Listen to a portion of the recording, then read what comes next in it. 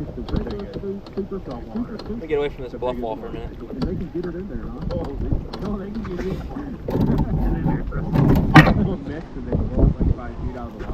Awesome factor. He smoked a finesse jig off this bluff wall. That's a nice spot. That's a big spot.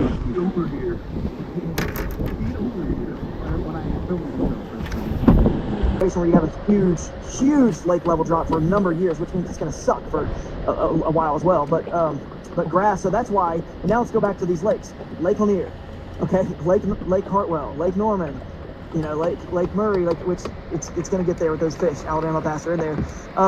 Lake Wiley, all those lakes, you know, they are big. They're not grass lakes naturally. That doesn't really happen there. They're giant recreational lakes with huge homes on them.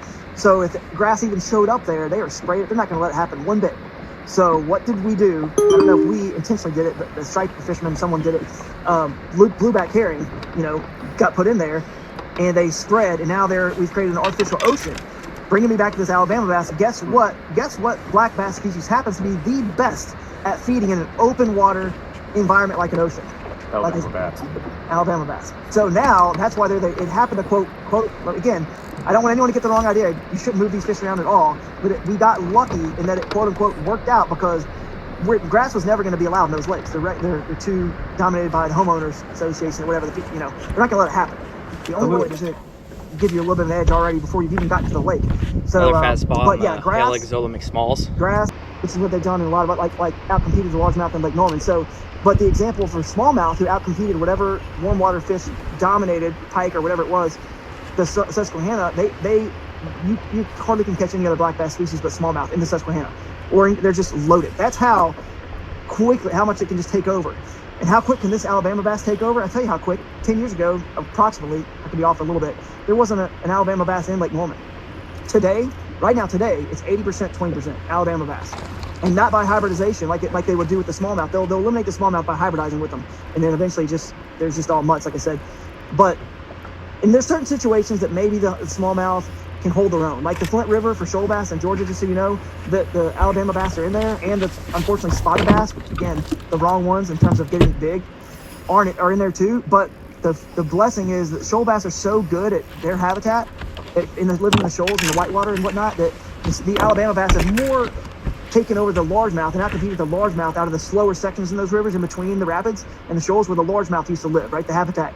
Same with the Ocmulgee River, where the shoal bass aren't native there anyway, but they're in there. And the Alabama bass they're more displaced in the largemouth, and the shoal bass are sort of holding their own.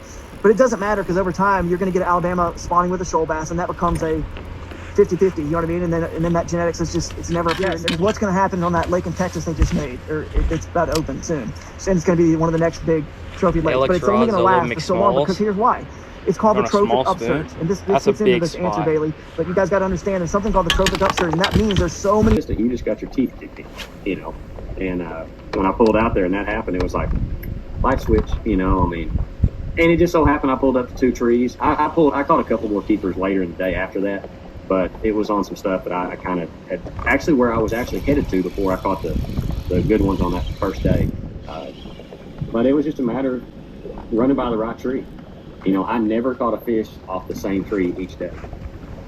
They were done. Right. And that really blew my mind, because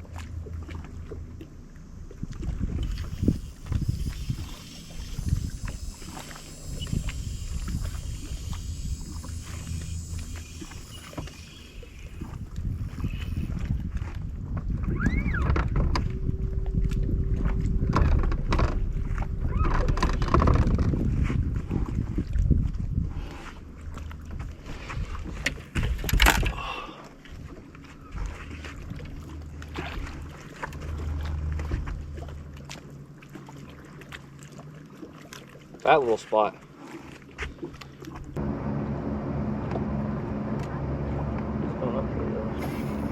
Watch it be just nice.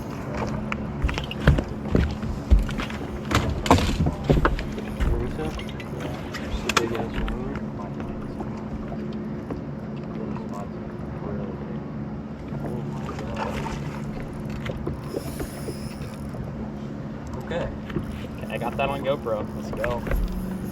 Gotta get the fish.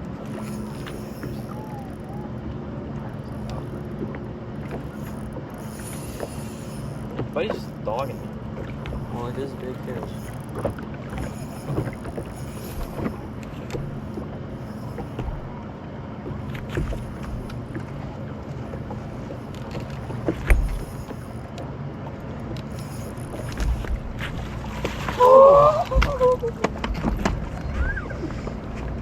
Big one. Buddy was just looking me.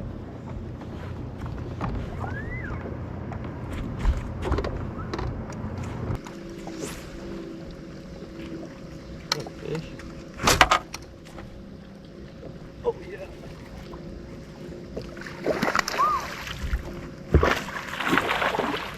Buddy's jumping. That's a really good one. Big GoPro one? Yeah.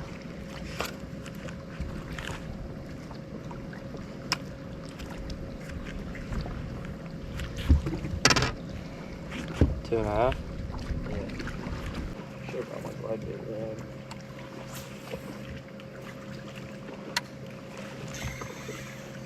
Yep. That's good, dude.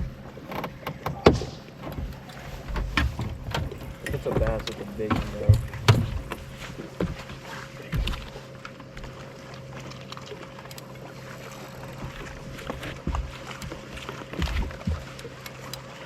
Oh, that's a big one.